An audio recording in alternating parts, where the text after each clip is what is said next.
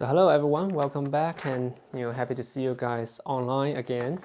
And I think one thing is interesting is that how human is able to adapt to different environment. For example, right now I no longer feel awkward talking to a camera in an empty basement, and I kind of, well, I wouldn't say I like it, but it's kind of just feel normal to me now. And one thing I want to say is that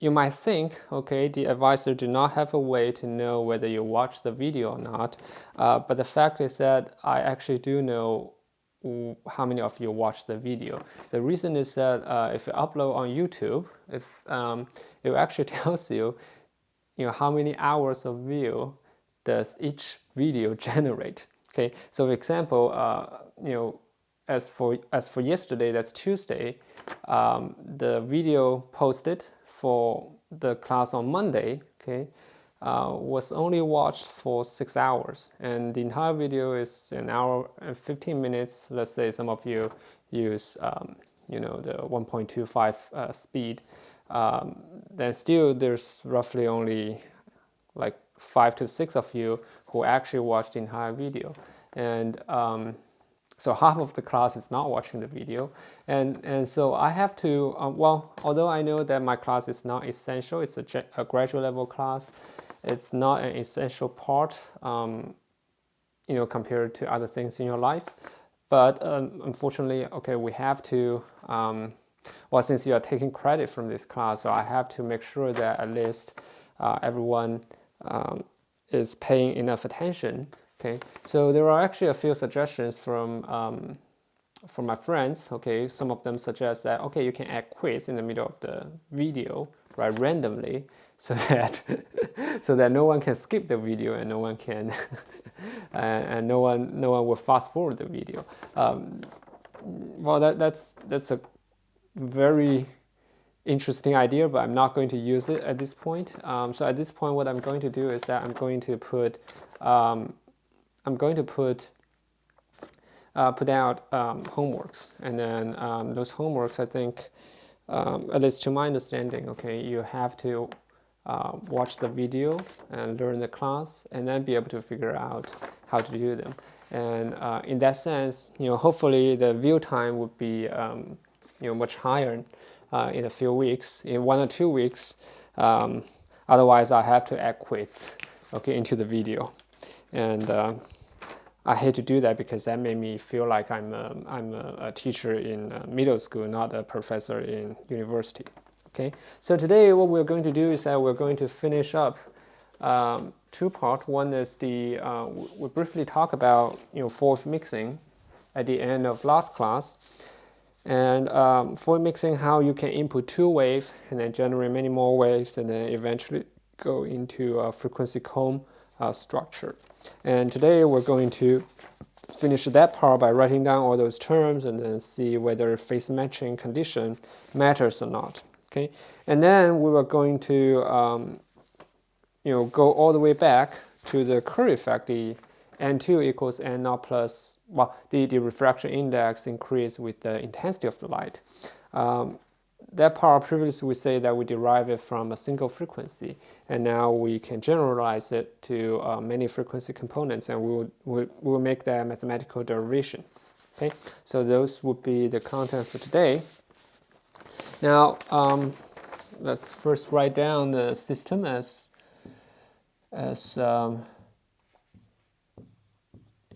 the input, there's the output, there's nonlinear media between input and output, and of course we have all this definition which is the same as previous, and if you want to skip this part, that's perfectly fine.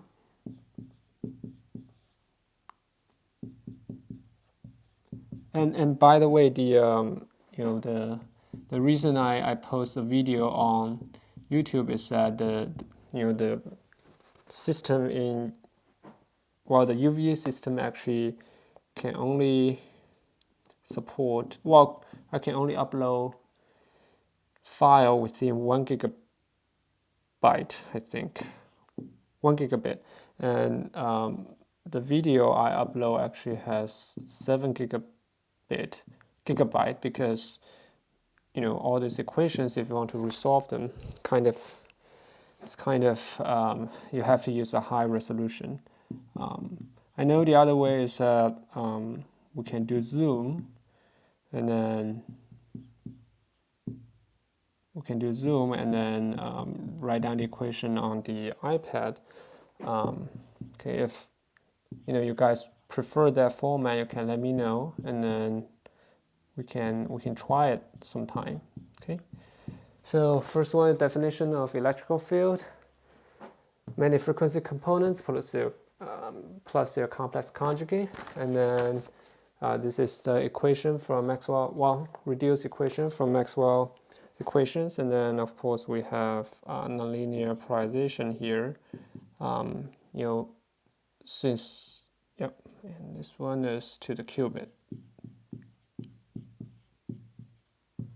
Okay, so at the end of last class, we say that we discussed a situation where there are two waves, right? Where there are two waves.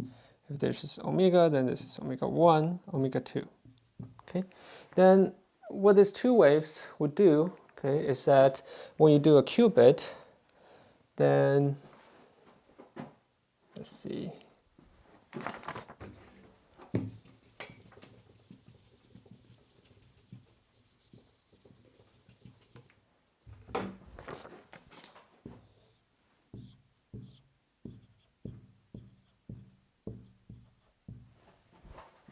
Okay, what this wave would do is that if you have E equals E1 plus E2 plus E1 conjugate plus E2 conjugate, of course you have the frequency exponential term there. If you do this and you do the qubit, then you will get term that look like E1 squared, E2 conjugate, E minus I, omega 1, 2 omega 1 minus omega 2.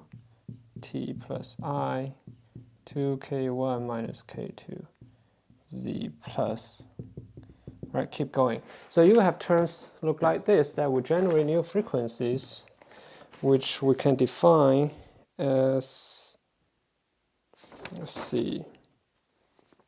which we can define as omega 3, defined as 2 omega 1 minus omega 2. Right, 2 omega 1 minus omega 2 will give you here, this is omega 3. Right, and the frequency distance is the same, and this is like a frequency cone structure. Okay, so we explained that this is called four-wave mixing because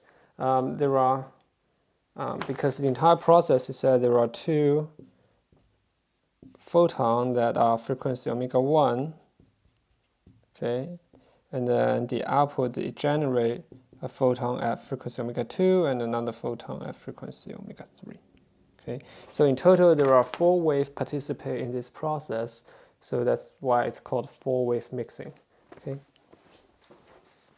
Now, since we know that there will be new frequency generated, so the key question is, can we write down the nonlinear equation for these new frequency components, right? So if we want to do that, then what you can do is that, of course we won't do that. What we can do is that we expand this term, okay, and you can actually imagine what will happen here. Okay, let me show you how we can do this in a quick way. Okay, so on the right hand side, then you have left hand side you have 2ik3 partial E3 partial Z e to the minus I omega 3t plus ik3z plus complex conjugate. So this is just common. Okay, and then on the right hand side, you know that all the frequency components are omega 3 on the right hand side, and then there's a partial over partial t square, and then there's this coefficient. So on the right hand side, you always have mu naught epsilon naught chi 3 omega 3 to the square. Okay, and then you have the second derivative of time, then this minus I come out twice, so it becomes minus sign, so you have a minus sign here. Okay, so this is your coefficient in the front. Then let's see what are the terms inside. So first of all, you can now write down, very quickly, you can imagine, without really doing calculation, you can show that, okay, there will be self-phase modulation. Okay, the self-phase modulation. There will be cross-phase modulation.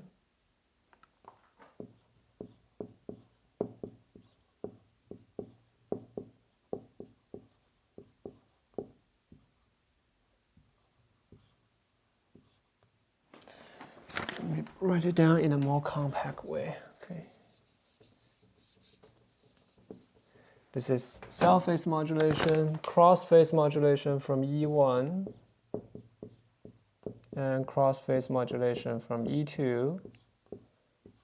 Okay, and E3, e to the minus I omega 3t. Okay, so this is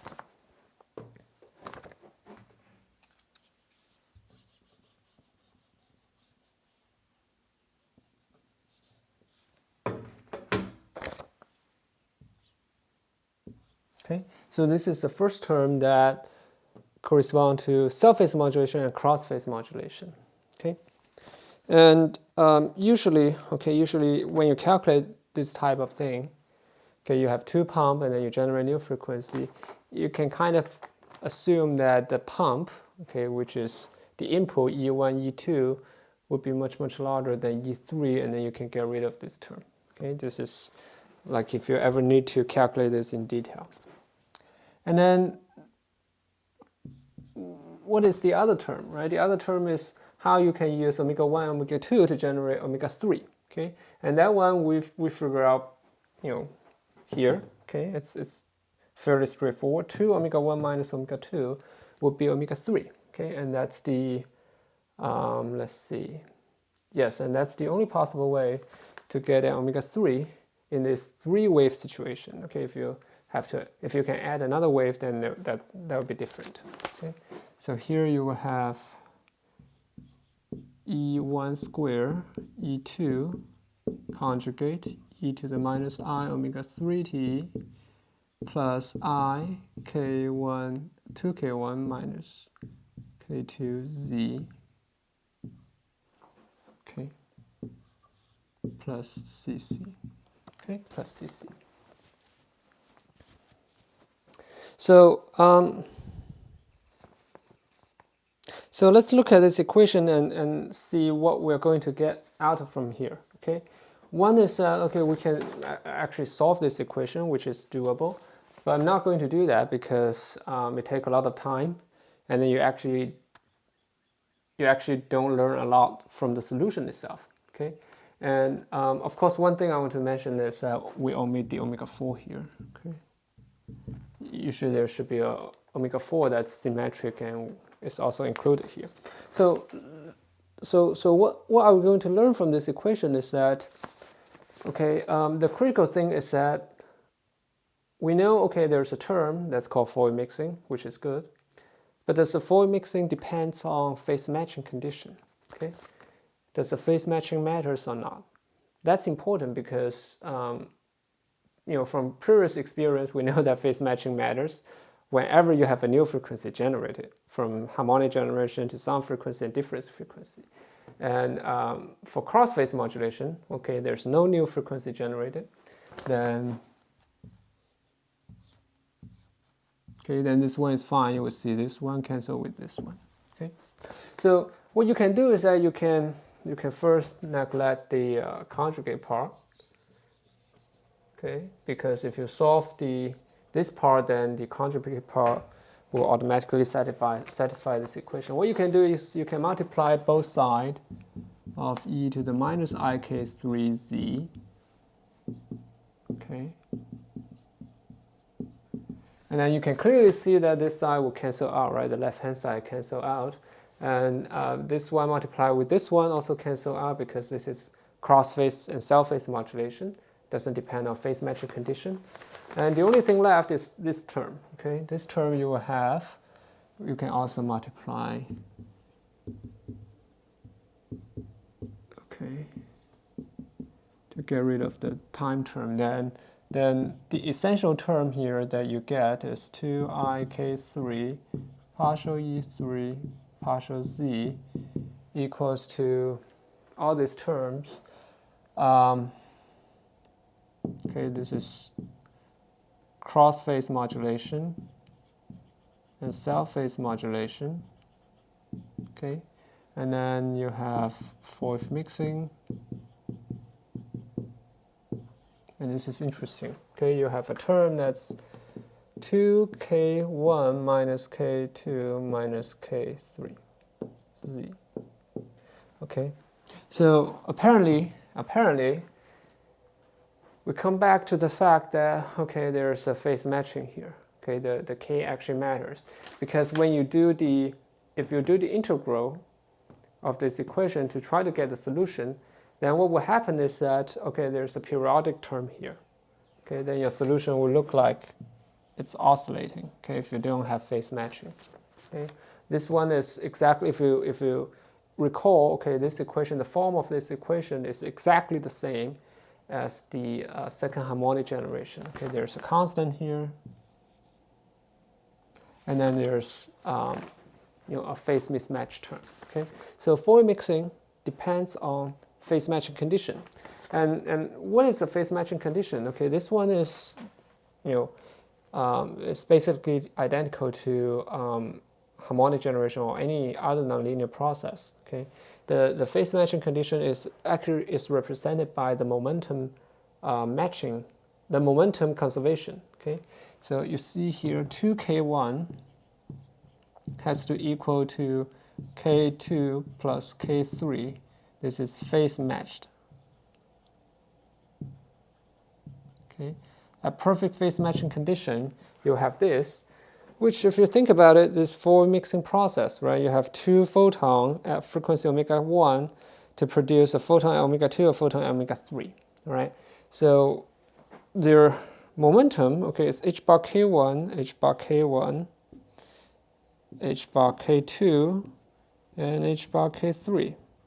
Right, so what it means is that in this Fourier mixing process, you want to conserve the momentum as much as possible, otherwise the process will not be efficient. Okay, and another thing that's unique for Fourier mixing compared with harmonic generation is that the number of photons is also conserved. Right, there are two input, there's two output. So Fourier mixing is actually, okay, it's actually very similar to the elastic scattering problem in classical physics, right? You have to satisfy, okay, the number of input particles, here is photon, is the same as output photons, okay? And you have to satisfy energy is conserved, and you have to satisfy, okay, you try to satisfy, okay, the momentum is conserved, okay? Now let's see how can we get phase matching condition. Okay, so here then we have to write down what k is, right? By definition, k equals to n refraction index. Let's say kj. Okay, the wave vector of j's wave. Okay, is nj omega j divided by c, and nj is a function of, right? Because refraction index, because of dispersion, it's a function of omega. Then what we have here is 2, okay, n1 omega 1 c equal to n2 omega 2 c plus n3 omega 3 c. Right, then you can kind of simplify this to n1,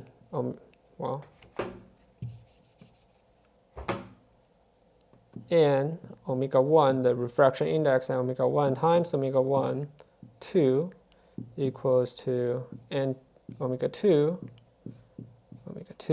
plus n3 omega 3 omega 3. Okay, so this is the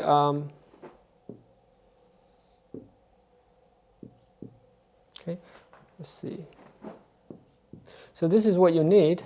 for phase matching condition. Okay, and it's interesting to note that, okay,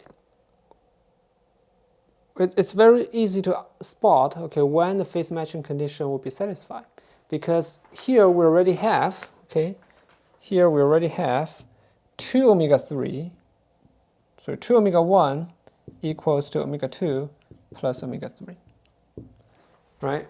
Okay, here 2 omega 1, omega 2 plus omega 3. So the phase matching condition is satisfied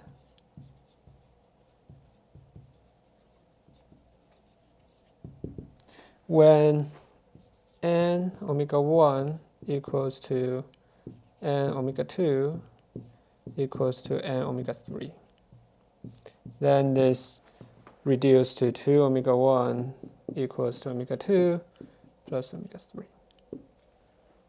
Okay, so this is the simplest case for phase matching condition, is that you don't have dispersion.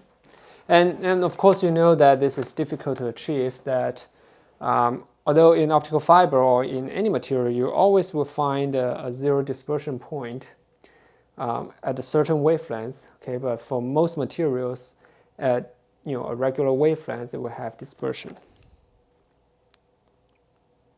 Okay, and a way that and a way to understand this, to calculate this, is not really to plug in all the numbers here, but one thing that people always do, or often do, is that assume that omega 1, omega 2, and omega 3 are very close in frequency.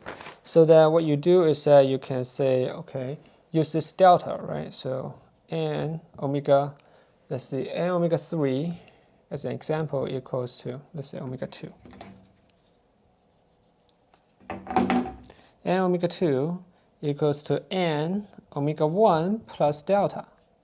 Right, and then if you assume delta is much, much smaller than omega 1, which is often the case, then you can do Taylor expansion of this. Okay, then you have n omega 1 plus partial n partial omega at omega 1 times delta omega plus, okay, you keep going, and then you get different order of dispersion.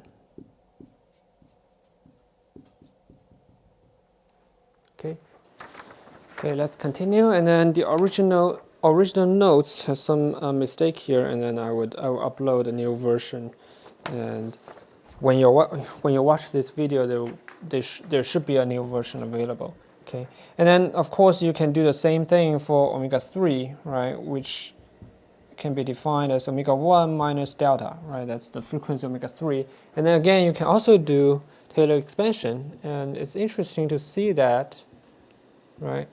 Here it should be a minus sign because you're minus delta.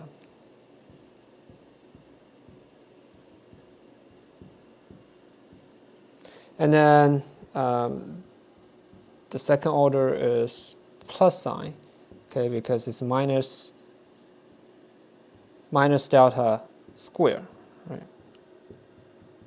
Okay, so the interesting question now here we have is that, is the phase matching, you see that the sign is plus and minus, and the sign here is plus and plus. So the question really is, okay, does the phase matching scale linearly with delta omega, or would the linear term, because of the sign is different, would they cancel each other? Okay, that's a critical question, and then we're going to try to answer it here. Let's see, we can erase this one.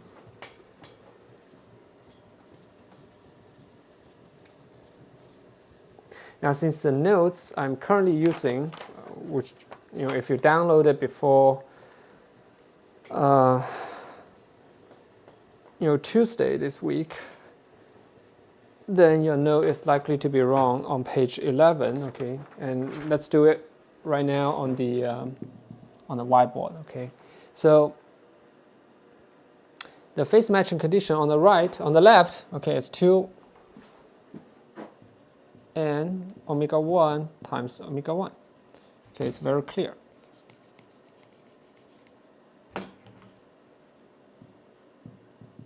Okay, the right hand side, okay, equals to n2. It'll be n omega 1 plus partial n partial omega delta omega plus 1/2 partial n partial omega square delta omega square. Okay, this term times omega 2. Omega 2 here is omega 1 plus delta, right? So this is the omega 2. And then it's the same thing for n3 omega 3. So it's n omega 1 minus partial n partial omega delta omega plus half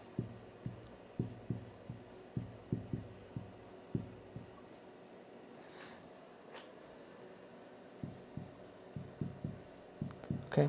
Let's say if we want to know the phase mismatch, right? Phase mismatch between the left-hand side and right-hand side, then what you do is, of course, you do the minus sign here, right?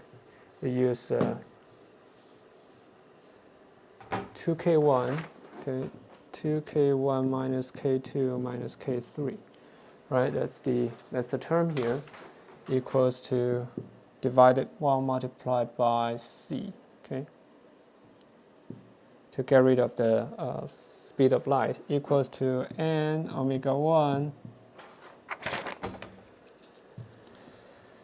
I wish I have a larger whiteboard.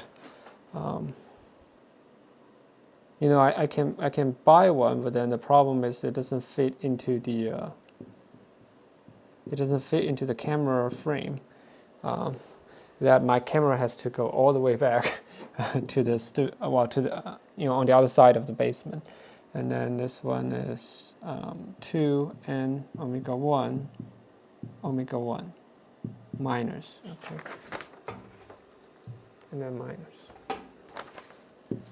Okay, so the first thing you realize, okay, this is 2n omega 1 times omega 1, and there's omega 1 times n omega 1 times omega 1, and omega 1 times omega 1. So actually the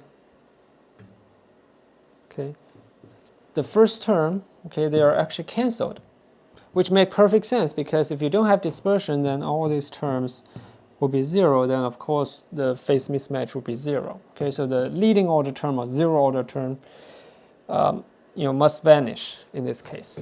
Okay, and then we look at the second order. The second order is delta omega, right? Delta omega. Then what has delta omega? It has delta omega times omega 1 has delta omega. Okay, here. The other one is delta times omega. And omega 1 here also has, let's see, here I think it's delta. Okay. Let's be specific. Let's be consistent here. I want to say that I get into the regime where I start to become difficult to focus or to concentrate. Okay, then you have this times that, okay, this times this. So the entire thing would be, there's a minus sign in the front, n1 times delta.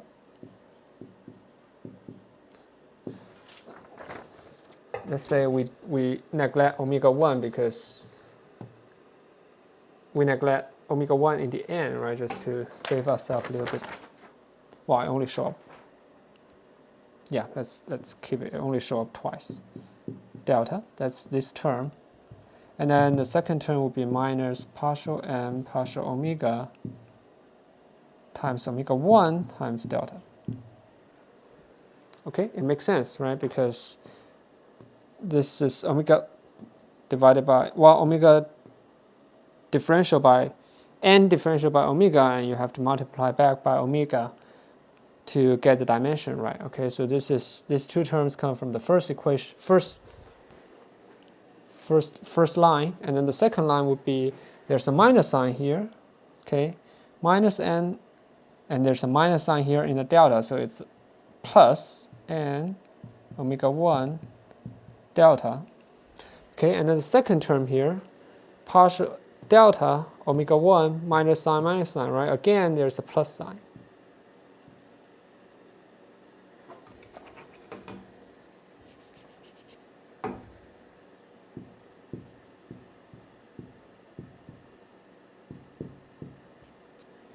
Okay. So you see, this is actually interesting. It means the first order is also cancelled, right? The first order is also cancelled to 0. So your dispersion, is not linear. Your phase mismatch is not linear to your frequency separation. Okay, and so you have to go down to the second order. Okay, the second order is delta square, right? And then you have to pick up the term that really has delta square, and there you will have, okay, you either have delta multiplied by delta, or you use delta square multiplied by omega 1. Okay, let's do that. This is first order. This is second order. So this one would be minus sign. Minus sign here, plus sign here. So minus partial n partial omega delta square. And then plus partial square n partial omega square delta square. We need to multiply by this one multiplied by omega 1. Okay, omega 1 delta square. And the sign here is wrong, it's minus. Okay, so this is coming out from the first line, and then the second line you have the same thing. This multiplied with this multiplied with that, and there's a minus sign here. So you have plus partial n partial omega minus minus minus. So it's a minus sign here.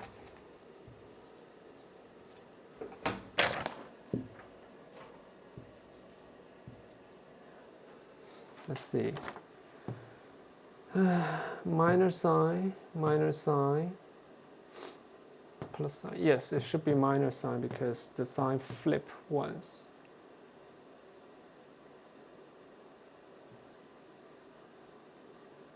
Flip once and then flip another time. So here the sign should be exactly the same as this one. That's correct. And then for the second term, this one, okay, this times this minus sign. Okay, it's the same sign, so you should have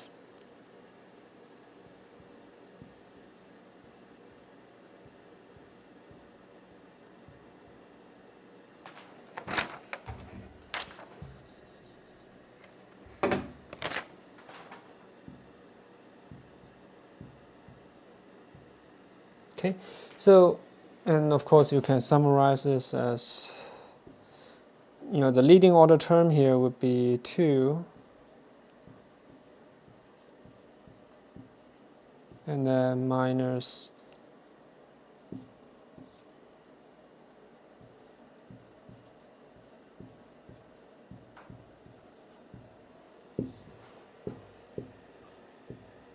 okay. So what you see is that the dispersion, okay, actually scale with delta square, the frequency difference square. So what you will see is that, okay, what you can expect is that as you move on, right, from the center, these two pumps, as you move along, and then generating more and more frequencies, and you're actually, when you do phase matching, you're matching this with another pair that's so far away, then the phase mismatch actually increase quadratically because there's square term here. Okay, and this is one feature of the phase matching conditions in forward mixing. Okay, and people have developed a lot of techniques. For example, for they call it zero dispersion fiber, or in other microstructure, you can change the geometry of your waveguide to change the geometric dispersion, which we'll talk about, which we'll talk later in next week. Okay, and overall, what you will see is okay, phase matching matters, and then it's not that trivial. The phase matching is quadratic relation with the frequency difference, frequency separation from the center. Okay. Okay, let's move on to the next part. The next section is we generalize the Kerr effect from a single wavelength to multiple frequency components, where we have refraction index equals to, let me write it down in the correct form. Okay, we want to derive if the refraction index can be written as this, right? Can be written as a simple Kerr effect term. The refraction at a certain time equals to your original refraction times a coefficient plus a coefficient times the intensity of your light. Okay, and to do this, okay, one thing you have to kind of imagine, right? In order to derive this, this equation is in time domain, right? This equation is in time domain. And all of these nonlinear equations, we actually written them in frequency domain, right? So in order to get from a frequency domain to a time domain, okay, the way to do this is to use Fourier transform.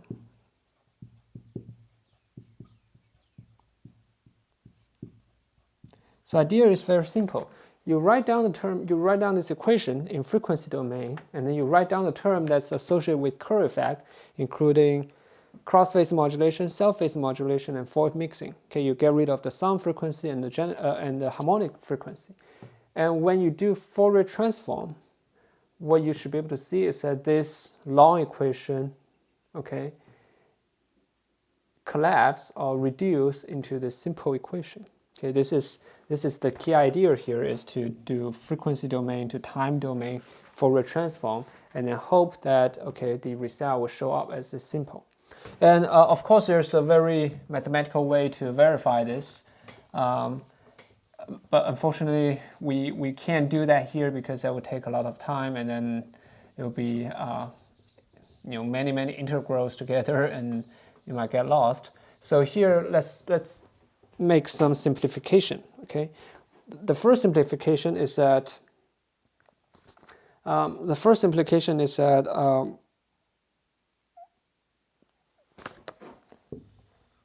we can define the frequency. Okay, because we know that when you have fourth mixing, the cross-phase modulation and self-phase modulation doesn't create a new frequency. So in Kerr effect, the only way that you create a new frequency is from four-wave mixing. And four-wave mixing, we know that if you have two input, then it will cascade and generate a new frequency that's equally spaced, right? That's equally spaced. So what we can do is we can assume, okay, the frequency here we use here is equally spaced. This is an assumption. You don't need this assumption. If your mathematics is great, you can just use integral and use arbitrary functions, frequencies. Okay, and then we put the label mu here. Okay, this is mu. Mu means mu means the number of lines. Okay, apart from the center. Center is 0 and 1, 2, 3, minus 1, minus 2, minus 3, minus 4, and keep going.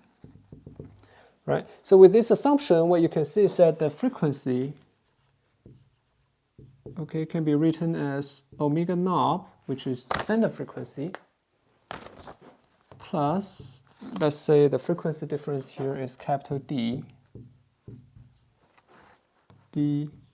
mu, right? And this way, when we do the frequency sum in here, it'll be relatively straightforward. Okay, it will be save us a lot of trouble. Okay, and the second thing is that in the calculation, we only calculate the positive frequency terms. Okay, so we write down this equation would be, here is partial z 2I k mu. Let's say we calculate for the components mu.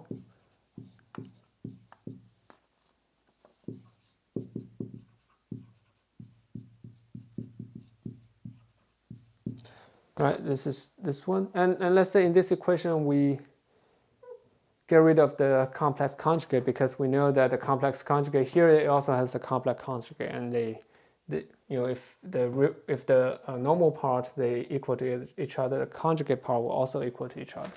So we can leave that later. And then here what you will get is that from Fourier mixing or from Kerr effect, or from Fourier mixing, cross-phase modulation, or self-phase modulation, we always learn that, okay, this P nonlinear, where you have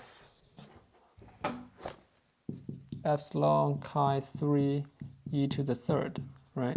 You have to pick up 2 e and 1 e conjugate to get the frequency to omega mu, which is we discussed in the last class.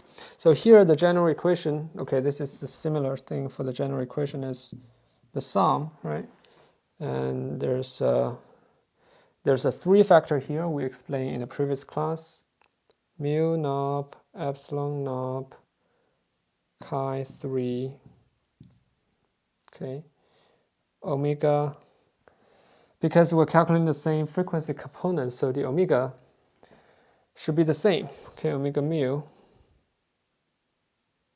square, okay, say mu 1, mu 2, mu 3, and you have mu 1 and mu 2 being positive, mu 3 is the conjugate, okay, and you will have frequency, and here we say omega mu t plus I, k mu 1 plus k mu 2 minus k mu 3 z, with the condition,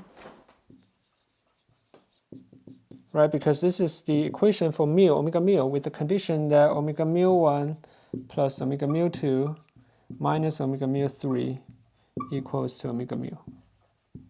Okay, and if you use this derivation, well, if you use this comb structure, then what this means is that you have mu equals to mu 1 plus mu 2 minus mu 3, or you can say mu 3 equals to mu 1 plus mu 2 minus mu. Okay, so here you can see that the sum, okay, is not really 3 omega mu 1 mu 2 mu 3. The sum is really just mu 1 and mu 2, because once you pick the mu here, then the mu 3 is automatically fixed, right? So you can get rid of the mu 3 here. Okay, now we have to further make a few assumptions here to make our life a little bit better, a little bit easier. Okay, so Fourier transform. What is Fourier transform? Okay, this is actually Fourier transform, right? If you look at it, E zt. Let's say we only care about the negative frequency components.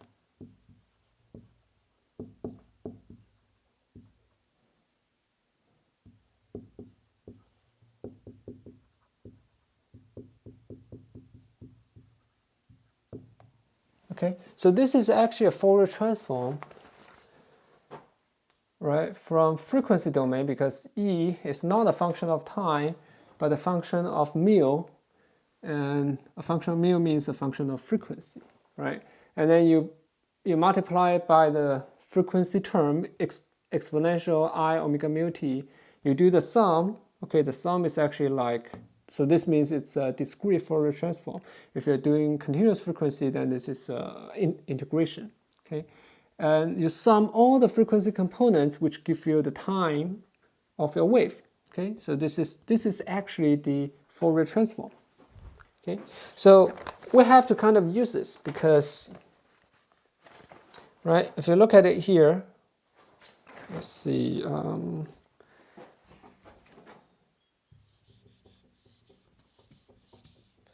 Let's keep their frequency term here. Minus I omega mu 1 plus omega mu 2 minus omega mu 3 t plus I k1 plus k2 minus k3.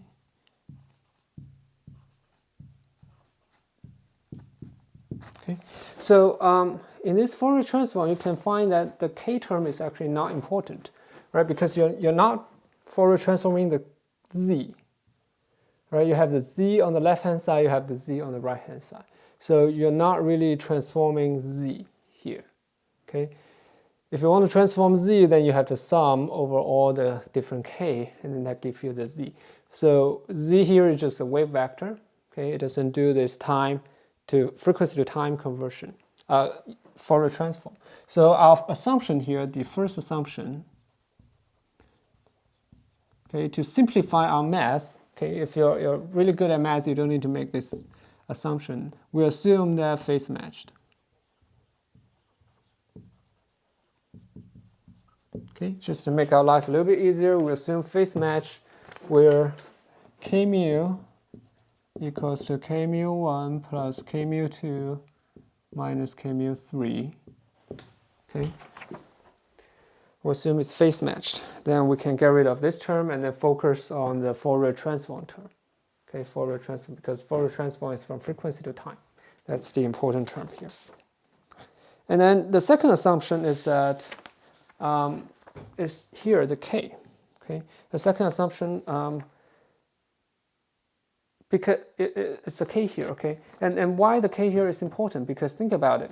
Okay, how can we do Fourier transform of this equation? How can we do Fourier transform of this equation? The easiest way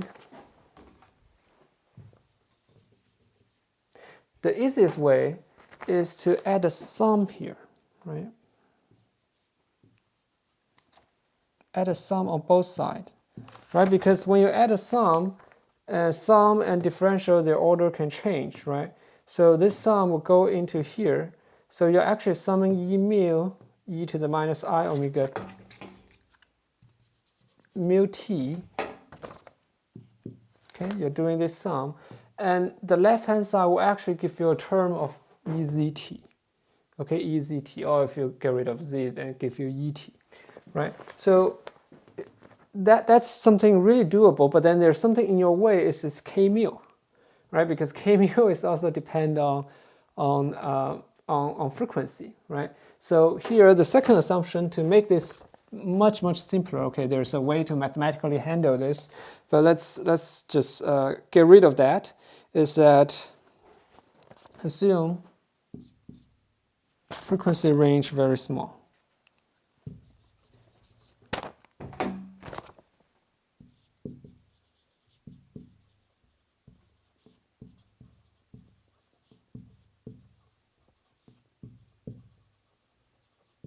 Okay, assume frequency range very small.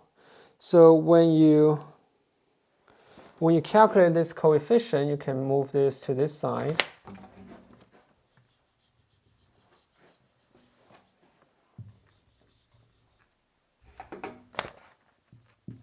You move the k mu to this side.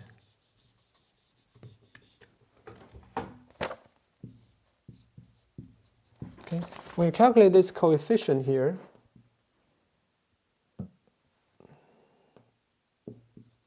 mu naught epsilon naught omega mu square chi 3 k mu, right? This one is just 1 over c, right? C square. Okay, omega mu is omega mu. Okay, and then this two in combined is actually k mu. Right, omega mu divided by c is k mu, so omega. Sorry. So and then let's see here. It's not k mu. Okay, so let's use k mu. What is k mu? K mu is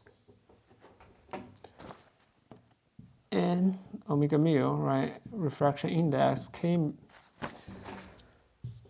omega mu c omega mu divided by c, right? So these two will cancel a little bit, and then what you get is you get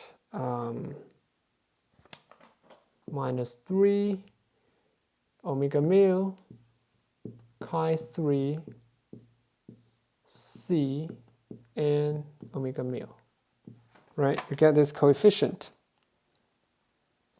and you can also move the 2i there. Okay.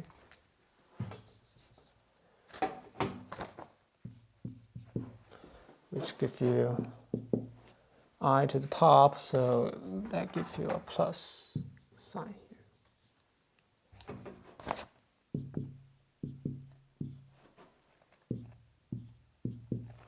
Okay. So you see here, okay, if we assume the frequency range is very small, then this entire thing, the leading order, goes into omega naught chi 3 and omega naught, right? So then they become a constant, and it's not depending on mu, so that you can kind of, when you do Fourier transform, then this coefficient, okay, this coefficient is not in your way of converting the sum, okay, into the electrical field. Now, with these two assumptions here, then something we can do is we can simplify this equation. Okay, we get rid of all the kz term that represent the phase matching.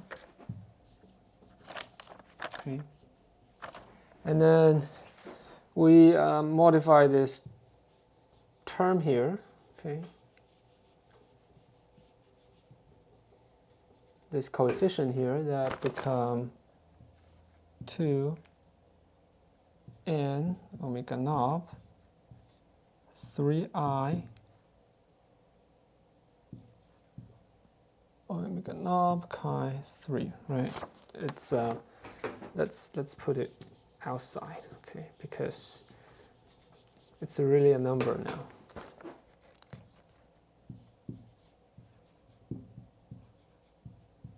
Okay, and then here is 2n 3I.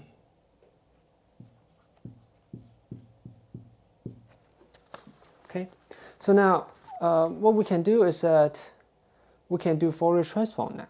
And to do Fourier transform, we have to, one thing we have to do is that because Fourier transform is e multiplied by exponential, okay?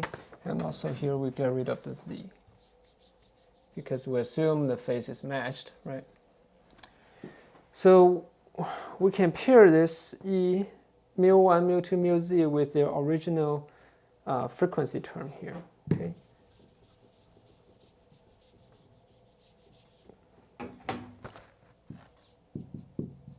mu1t, mu2,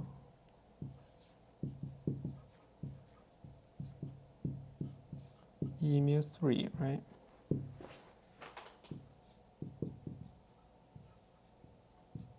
Now let's apply this Fourier transform. The Fourier transform here, as I explained, is simply doing a sum of all the mu components, right? That's the definition of Fourier transform. You sum different frequency components, and this one multiplied by, with the frequency exponential I mu t, okay? And you do the mu sum here, and then you can also do the mu sum here, right? Do it both left-hand side and right-hand side. So there's a mu, okay? There's mu1, mu2, okay? So given that the mu3 equals mu1 plus mu2 minus mu, okay? So in this sum, the left-hand side is very clear, okay? The left-hand side is very clear, right? Because the sum and the differential, they can change their order, right? They can change their order. So the left-hand side become mu. Okay, so this one become your E. Right, this one is E Z T. Okay, so you accomplish Fourier transform on the left-hand side. Now let's think about the right-hand side. First of all, there's one thing very good is that mu1, mu2, and mu, although there are some, they're actually independent from each other, right? They're independent from each other. When you have that, when you have all of these terms independent from each other, then it doesn't matter if you do the sum first or if you do the multiplication first. Okay, so this is I think there's a theorem, okay, called this, but you can actually try to verify this.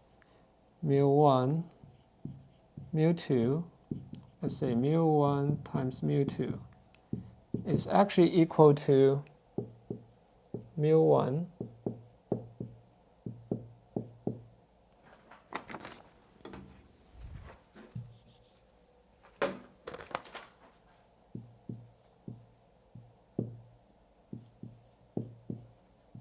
Okay, you can try this, and then you see that all the terms are actually equal to each other, right? You can do the sum, you can do the multiplication first and then sum, or you can do the sum first and then multiply them together.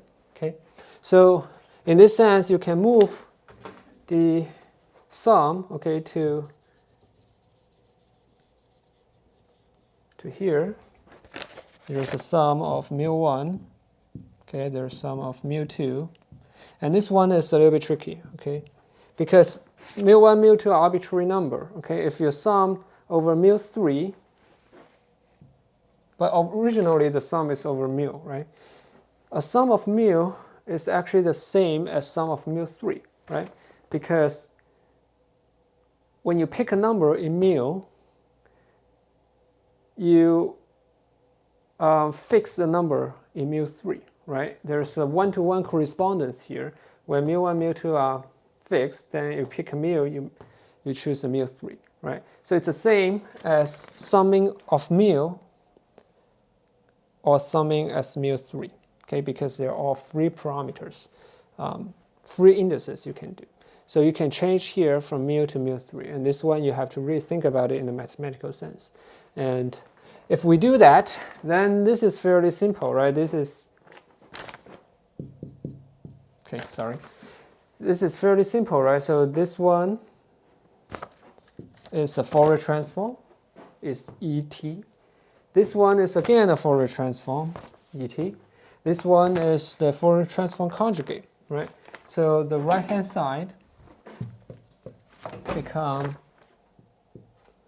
3i omega knob chi 3 2n knob omega. Okay, and then you have EZT square, right? And then this is EZT conjugate. Okay, EZT. This one comes from these two, and this one is this one, right? So you see that if you're equal to the left-hand side, the left-hand side is partial z. Okay. Okay. Now, if you check the definition,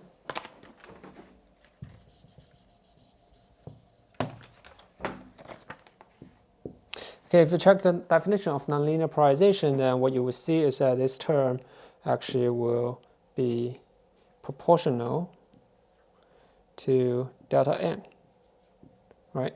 Proportional to the refraction index change, because when you look at it, it looks like you're not generating new frequency if you consider all the frequency components. Okay? If you consider all the frequency components, then you're not generating new frequencies, but instead, what you're doing is that you're simply changing the refraction index. Okay? Refraction index, you add a constant in front of it. You're just changing the refraction index of it. So this one,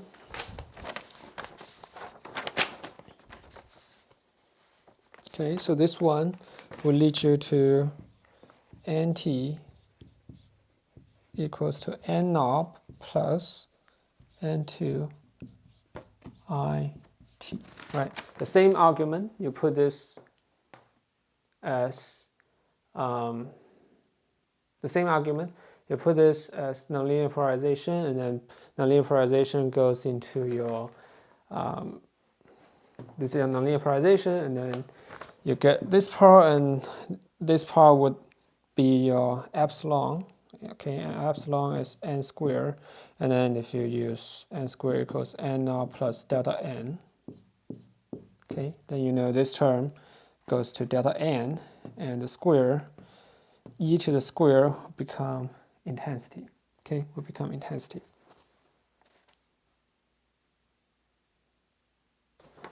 Now let me briefly talk about why we would want to use time domain instead of frequency domain.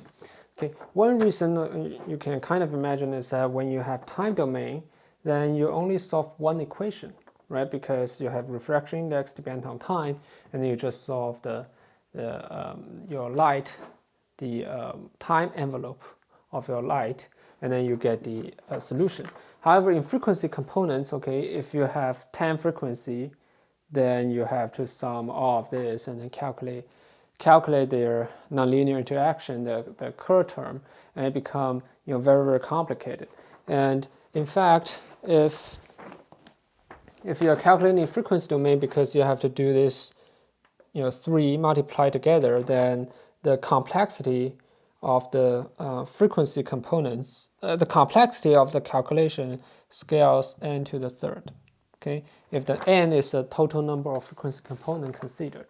While here, okay, you don't have that problem because you only have one equation, one term, okay, instead of n summing of this. So often, okay, if you're calculating Kerr effect and then you're pretty sure that the calculation in time will make a lot of sense, then both in analytical solution and also in simulation, you would choose a time domain equation instead of frequency domain equation. And okay, you might think, okay, what if I just want to know what was happening in the frequency domain? Then what you do is that after you calculate a time domain, you do a Fourier transform, inverse Fourier transform to see each frequency components, what is its amplitude. Okay, and so this class, its main takeaway from this class is that the nonlinear, while the Kerr effect applies to a general case, as long as this intensity is time dependent, you're writing it down in the time domain, not frequency domain. Okay, and so the next class we'll use this equation. Okay, we'll use this equation to solve a very simple but very common system that is. Let me draw it here. That is, you launch a waveform. Okay, for example, a pulse, temporal pulse, into a piece of fiber, okay, which is everywhere in the current society, and then you want to know what is the output, right? How does the waveform change? And so this is just a basic, very, very basic model, and very, very basic question that applies to many problems. And then the equation to calculate this is actually in time domain, and then people actually call it a nonlinear Schrodinger equation, and we'll try to derive that equation quickly in a very approximate way. Derive that equation and then show you what kind of solution you can get in a fiber. Okay, and that's all for today. And make sure to do the homework